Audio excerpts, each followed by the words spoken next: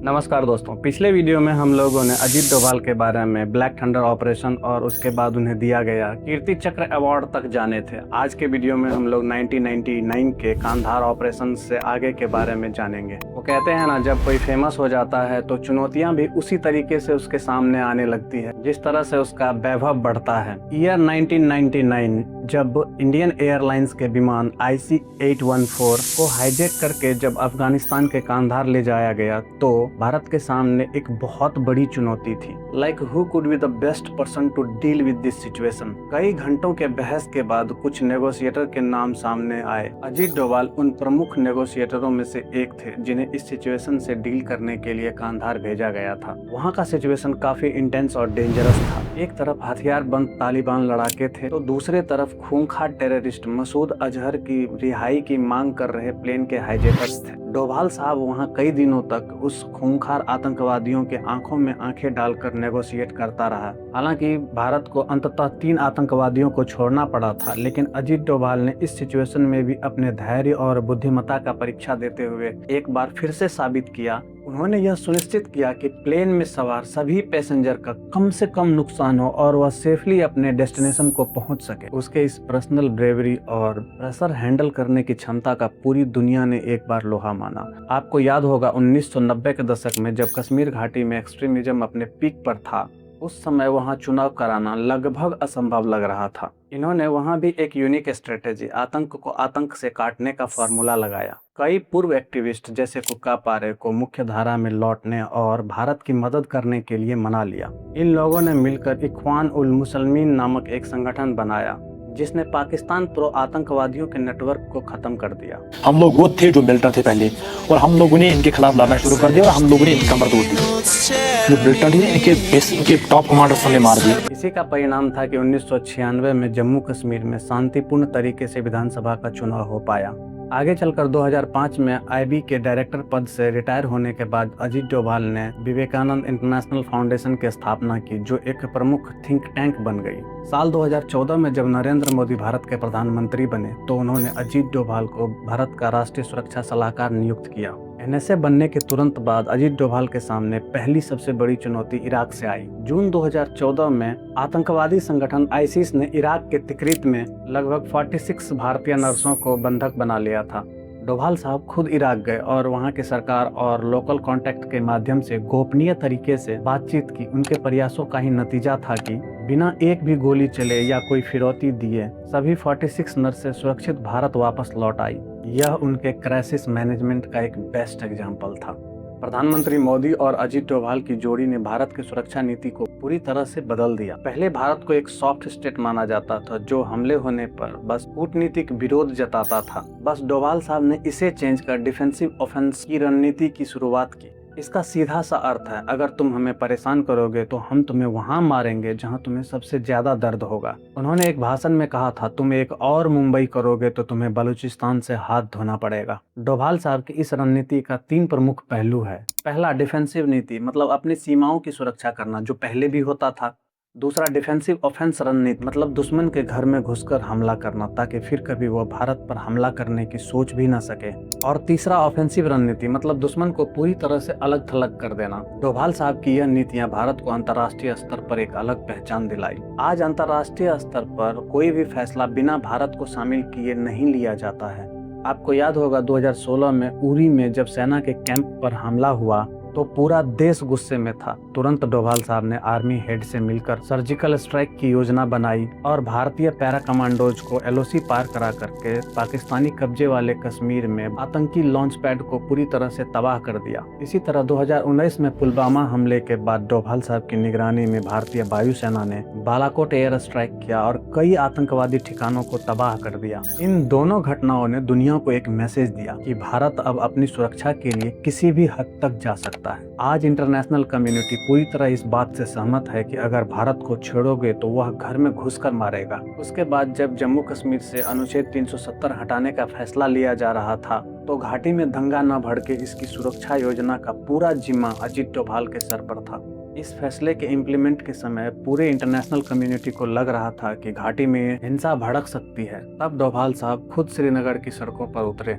उन्होंने आम कश्मीरियों के साथ सड़क पर खाना खाया और विश्वास दिलाया कि सरकार उनके साथ है। उनकी इस ग्राउंड लेवल की मौजूदगी ने अशांति फैलने की हर संभावना को खत्म कर दिया। जम्मू कश्मीर से धारा 370 हटाना एकदम नेक्स्ट टू इम्पॉसिबल था, क्योंकि अनुच्छेद 370/3 के अनुसार आर्टिकल 370 को हटाने के लिए जम्मू कश्मीर की संविधान सभा की सिफारिश की आवश्यकता थी। जम्मू कश्मीर की संविधान सभा 1957 ईस्वी में ही भंग हो चुका था। अब जब वह संस्था ही नहीं रही तो फिर इसकी सिफारिश कैसे ली जा सकती है। दोस्तों, आर्टिकल 370 और जम्मू कश्मीर अपने आप में एक बड़ा विषय है, जिस पर फिर कभी किसी अलग वीडियो में बात करेंगे। वापिस अपने टॉपिक पर आते हैं। पिछले साल मई 2025 में पहलगांव में आतंकवादियों ने इनोसेंट टूरिस्ट पर हमला किया था, जिसमें 26 लोगों की मौत हुई थी। तब भारत ने इसके जवाब में ऑपरेशन सिंदूर लॉन्च किया। यह ऑपरेशन अजीत डोभाल के टैक्टिकल और स्ट्रैटेजिक इंटेलिजेंस का बेस्ट एग्जाम्पल माना जाता है। डोभाल साहब ने इस ऑपरेशन को इस तरह से डिजाइन किया कि मैक्सिमम डैमेज और मिनिमम कोलेटरल डैमेज हो। उसके बाद परिणाम सब आप लोगों के सामने था। पाकिस्तान को सीज फायर करने के लिए इंटरनेशनल कम्युनिटी और भारत के सामने गिड़गिड़ाना पड़ा था। इस ऑपरेशन में इंडियन आर्मी और एयरफोर्स ने पीओके में स्थित 9 प्रमुख आतंकवादी ठिकानों को निशाना बनाया। डोभाल साहब ने खुद IIT मद्रास के एक प्रोग्राम में इस बात को स्वीकार किया कि पूरा ऑपरेशन मात्र 23 मिनट में खत्म हो गया। इस हमले में जैसे मोहम्मद और लश्कर-ए-तैयबा के मुख्यालय, खासकर बहावलपुर और मुरीदके के लॉन्च पैड को काफी नुकसान पहुंचाया गया। I am sure you will amaze that everything was monitored by the man, the mystery, the myth, the real hero mister Ajit Doval in real time. इस ऑपरेशन की सबसे बड़ी विशेषता इसका स्वदेशी होना था। डोभाल साहब ने बड़े गर्व के साथ बताया कि इस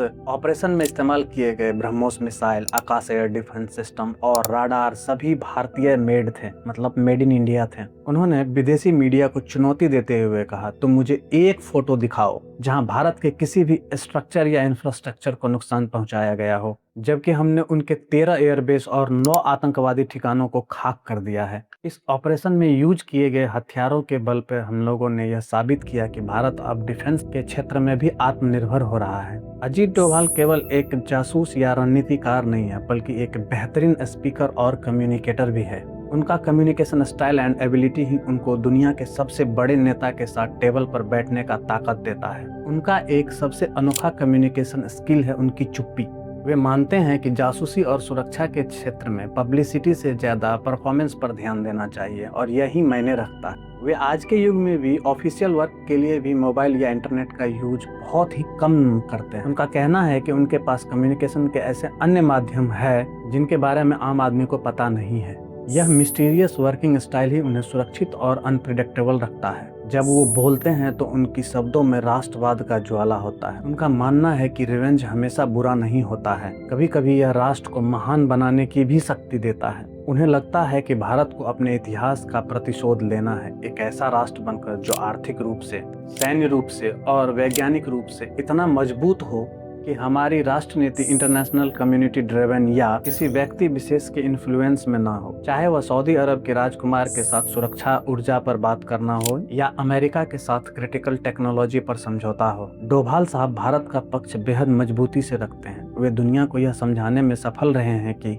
भारत एक शांति प्रिय राष्ट्र है, लेकिन इसका कतई यह मतलब न लगाया जाए कि वह अपनी सुरक्षा से समझौता करेगा। जब से डोभाल साहब भारत के नेशनल सिक्योरिटी एडवाइजर बने, तब से लेकर अब तक भारत के इंटरनल एंड एक्सटर्नल सिक्योरिटी में बहुत सारे चेंजेस किए गए हैं। फॉर एग्जाम्पल, उन्होंने मल्टी एजेंसी सेंटर और joint task force on intelligence जैसी संस्था की स्थापना, जिससे रॉ, IB और आर्मी के बीच कोऑर्डिनेशन बहुत ही बेहतर हुआ। इसके बाद उन्होंने भारत को पंचिंग बिलो इट्स वेट यानी अपनी क्षमता से कम ताकत दिखना जैसी मानसिकता से बाहर निकाला। आतंकवाद पर जीरो टॉलरेंस की नीति को इम्प्लीमेंट किया। उनके कार्यकाल में सीमा पर होने वाले आतंकवाद को उसी की भाषा में जवाब दिया। रक्षा के क्षेत्र में स्वदेशीकरण को बढ़ावा दिया गया ताकि युद्ध के समय में भारत को विदेशी हथियारों पर निर्भर न रहना पड़े। अजीत डोभाल साहब की यह पूरी कहानी देशभक्ति के एक धागे से बंधी हुई है जो अनब्रेकेबल है। उनके लिए सुरक्षा केवल सीमाओं की रक्षा नहीं, बल्कि हर गरीब और वंचित भारतीय को स्ट्रांग फील कराने का नाम है। वे मानते हैं कि जब तक हर भारतीय व्यक्ति सुरक्षित महसूस नहीं करेगा, तब तक प्रगति का कोई अर्थ नहीं है। उनका जीवन दिखाता है कि एक व्यक्ति की बुद्धिमत्ता और साहस पूरे देश की सुरक्षा की दिशा बदल सकता है। डोभाल साहब की बायोग्राफी किसी थ्रिलर फिल्म की पटकथा जैसी है। इनमें एक्शन, मिस्ट्री, ड्रामा, थ्रिल सब कुछ भरा पड़ा है। वे उत्तराखंड के उन पहाड़ियों का अंश है जहां से गंगा निकलती है, शांत लेकिन प्रचंड। उनके कार्यों ने न केवल भारत की सीमाओं को सुरक्षित किया है, बल्कि हर भारतीयों के दिल में यह विश्वास जगाया है कि हमारा देश अब एक मजबूत हाथों में है। डोभाल साहब सही मायने में आधुनिक भारत के चाणक्य हैं। उनकी कहानी हमें सिखाती है कि चाहे परिस्थिति कितनी भी कठिन क्यों न हो, अगर संकल्प राष्ट्र हित का है तो जीत सुनिश्चित है। हम भारतीयों को गर्व है कि हमारे पास अजीत डोभाल जैसे एक सजग प्रहरी है, जिसकी आंखों में भारत की सुरक्षा का सपना और हाथों में दुश्मन को धूल चटाने की ताकत है। दोस्तों, डोभाल साहब का सफर अभी जारी है और उनका लक्ष्य है 2047 तक भारत को दुनिया की सबसे बड़ी शक्ति बनाना। यह केवल एक सपना नहीं, बल्कि एक ऐसा मिशन है जिसे डोभाल जी जैसे योद्धा अपनी मेहनत और खून से सींच रहे हैं। उनका जीवन हर युवा के लिए एक संदेश है। अनुशासन, विवेक और असीम देशभक्ति से ही एक महान राष्ट्र का निर्माण संभव है। जय हिंद।